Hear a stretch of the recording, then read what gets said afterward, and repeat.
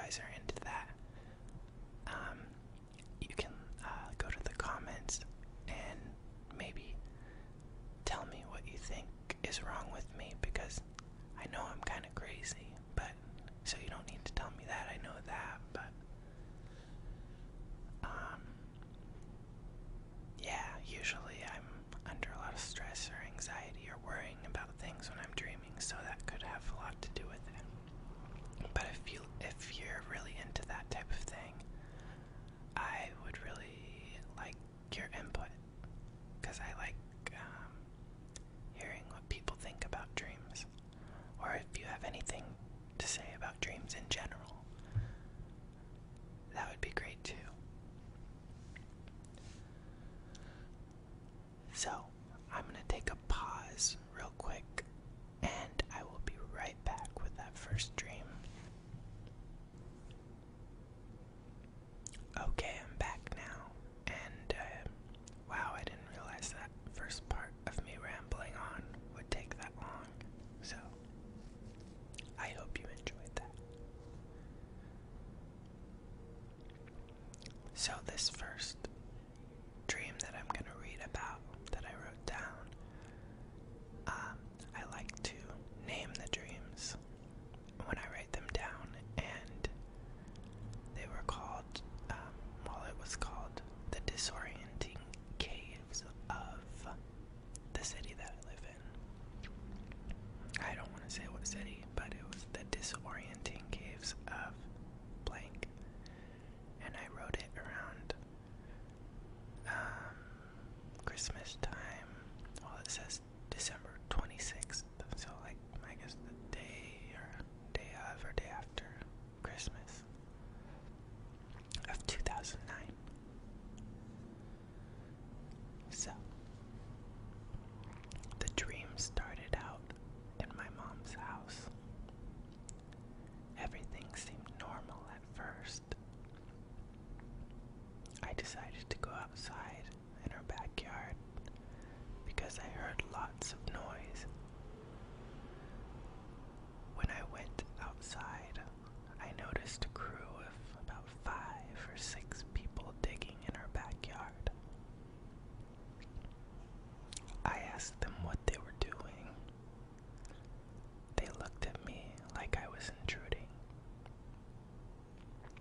They told me that they had discovered something underground. I told them that it was my mom's house and asked if they had permission. They told me that my mom was the one who had them come in the first place to start digging. Apparently, she was planting something in her backyard when she came across this discovery. I asked them if they could be a little bit more specific with what they found. They told me that it was some sort of underground house with different rooms and artifacts built out of some sort of clay. But they didn't think it was safe to go into because the clay was very old and weak.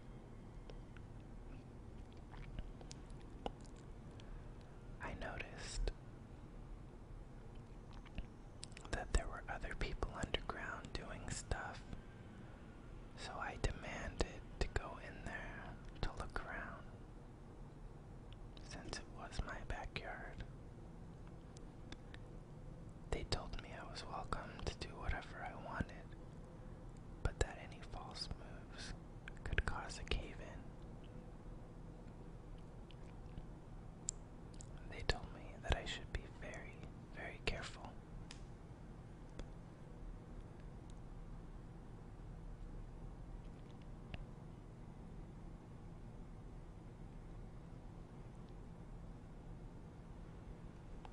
So,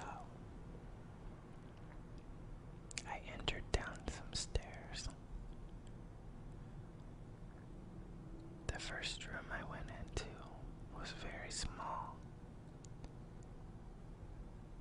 It just kind of looked like you were standing in a box made out of wet clay.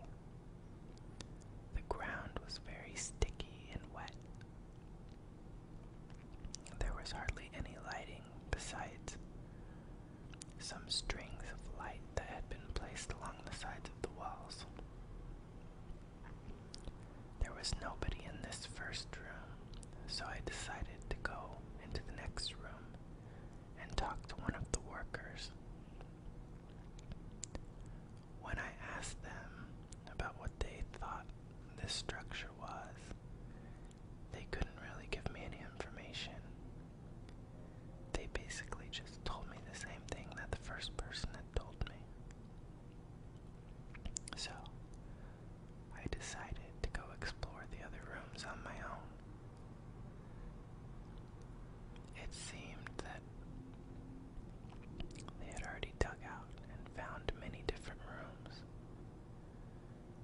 was actually 2 levels. Everything was very disorienting. When you went into one room, it looked just like the last. It was like a maze. So as I was going from room to room, up and down from each level, I started to lose track of where I was. The walls seemed to be closing in on me, and I was getting tired of exploring. So I began trying to find my way back from where I had come, but I couldn't find my way back. I didn't see any of the workers anymore either, so I yelled to see if anybody was there. Nobody answered, so I yelled again, a bit louder. And then suddenly, I felt the ground vibrating and the walls caved in around me. I was trapped in a little tiny space. At this point in my dream, I zoomed out from just my point of view, and I became an omniscient viewer. I could see all of the individual rooms like an underground map. What the cave-in had done structurally to each room, and who was trapped in each room. It looked a little bit like the screens you get when you're playing a video game and you zoom out to view the map.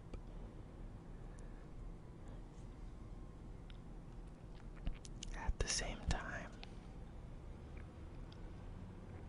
I was omniscient. I still felt confused about my position in the cave and how I was going to get out. I couldn't tell if I was right side up, upside down, or what was left and what was right.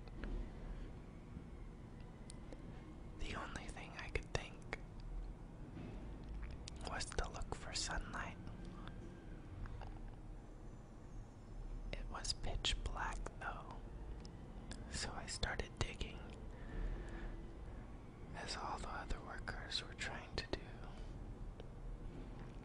Something told me to dig up and to the right of where I was. It took a while, and none of the other workers were making as much progress as I was. I didn't know I was going the right direction, but the omniscient version of myself could see the map, and I knew I was going in the right direction. Finally, I clawed my way through the surface of the ground. I stood up, and I dusted myself off. I took a few minutes to catch my breath, and then I looked up. My best friend was there when I got out. We were standing there talking about what had just happened when suddenly we heard dogs growling. We looked over, and there was a pair of Dobermans ready to attack us. They had their teeth exposed with foam and drool dripping out of their mouths.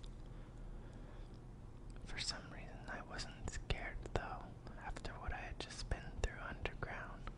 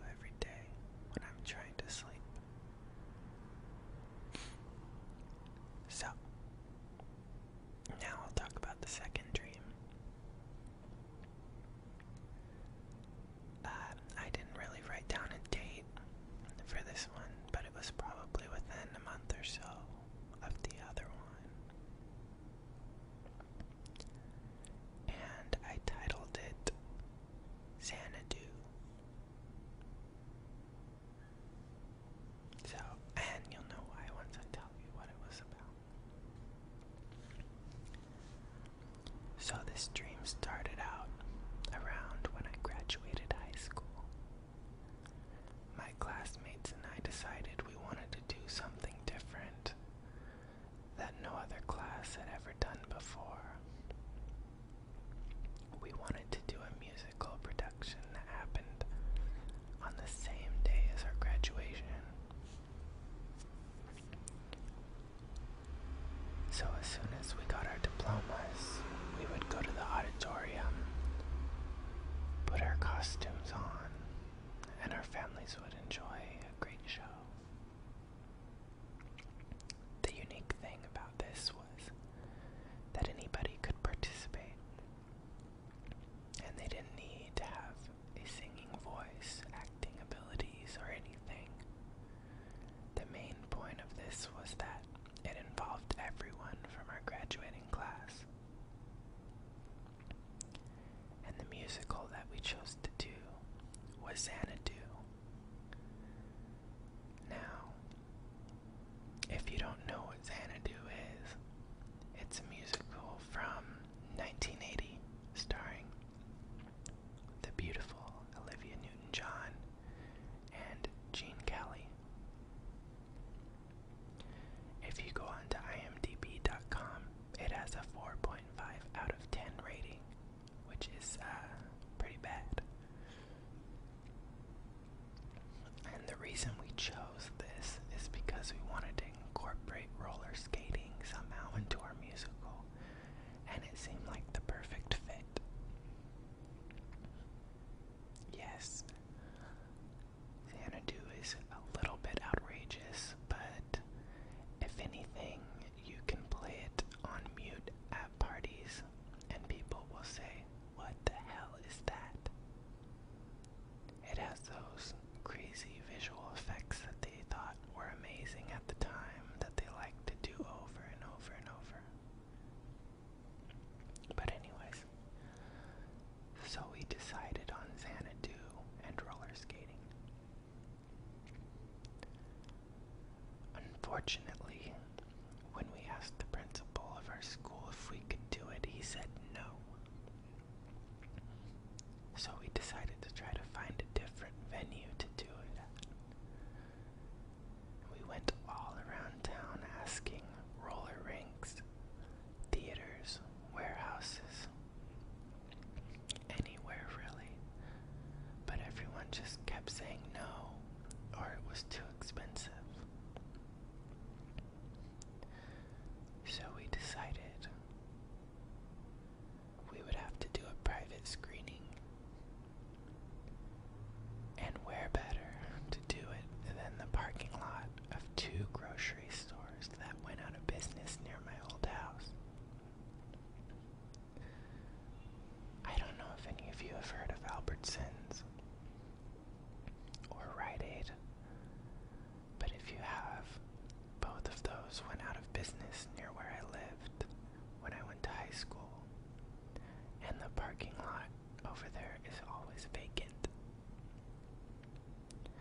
So that's where we decided to have our musical production instead. And our idea was just so great that everybody wanted to participate. The hot cheerleaders, the hot football players, the nerds who ate their scabs, the gay people, the albino guy who had to stay inside, and even the hot special ed teacher wanted a piece of this action, so we let her be one of the hot muses who comes out of the painting in the wall. Everybody wanted to be in this, and everyone came together as a class, despite the fact that they all hated each other for 4 years. We all had so much enthusiasm for this project, but we forgot that there was no talent and not enough time to rehearse. So the night of the performance came.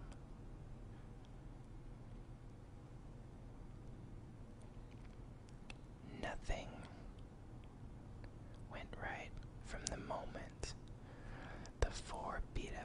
cars turned their headlights on in different directions to light up our stage. Nobody knew their lines, and they weren't very good at improvising. The vocals from the lead actor sounded terrible, and the music had to be played from an old car with blown-out speakers.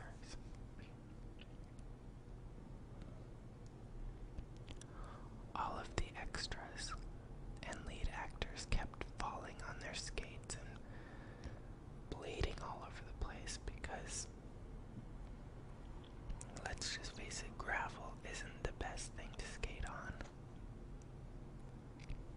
None of the parents even came because it was past their bedtime, and somebody forgot to do all the promotion. The only people who were in the parking lot were homeless people and people who were on drugs or selling drugs. Eventually, the neighbors got sick of all of us and all of the noise and called the police. The police thought it was just a bunch of drunk kids fooling around, so they made us all leave. But it was still great because it brought our class together after 4 years of battling and hating each other. So there you go. That's just 2 of my dreams. So I don't know if you enjoy this, but I have some other dreams that I wrote down too. So if this is something that you like, let me know and I can read a couple of the other ones. And maybe next time I'll try to do it in a different room so there's not all this background noise. I think someone's air conditioner just turned on over there too. And maybe I'll try to use Adobe Audition or something to maybe cancel some of that out, but then you get some distortion with that, and I kind of like the original sound of things better sometimes. So, again, I want to say I would love some of, if you guys do dream interpretations or any of you do stuff like that. I mean, I've bought a dream dictionary and I've looked into some things a few times. I don't know how they come up with these things. Like I don't know who makes up these dream dictionaries and why they are correct or they think they're correct. So maybe one of you can explain that to me. Or maybe explain the dreams that I just talked about. And also, I'm actually very curious to hear similar videos that I just did from you guys. So if you guys have any dreams, or if you